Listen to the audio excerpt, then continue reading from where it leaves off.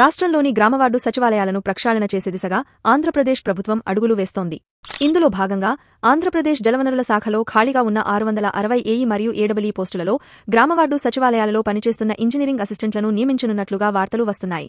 అయితే Andhra Pradesh public service commission ద్వారా నియమించబడే gazetted హోదాలోని AE ఏడబ్ల్యూ పోస్టులలో ప్రక్షాళన పేరుతో గ్రామవార్డు సచివాలయ సిబ్బందిని నియమించడం సరికాదని డిపార్ట్మెంట్ హైరార్కీలో ఎప్పటి నుండో పనిచేస్తున్న సీనియర్లను పక్కన పెట్టి రీసెంట్గా సర్వీస్ స్టార్ట్ చేసిన సచివాలయ సిబ్బందికి ఈ ఎగ్జిక్యూటివ్ పోస్టులలో నియమించడం పట్ల పలువురు అసహనం వ్యక్తపరుస్తున్నారు.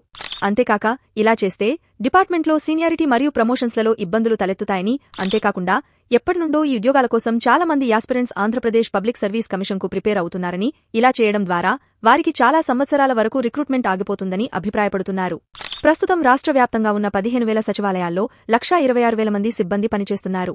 కాగా ఒక్కో గ్రామవార్డు సచివాలయంలో 10 నుండి 14 మంది సిబ్బంది ఉండగా వారిలో 4 ఉంచి మిగతా వారిని ఇతర శాఖల్లో సర్దుబాటు చేయడానికి ప్రభుత్వం ప్రణాళిక సిద్ధం చేసింది.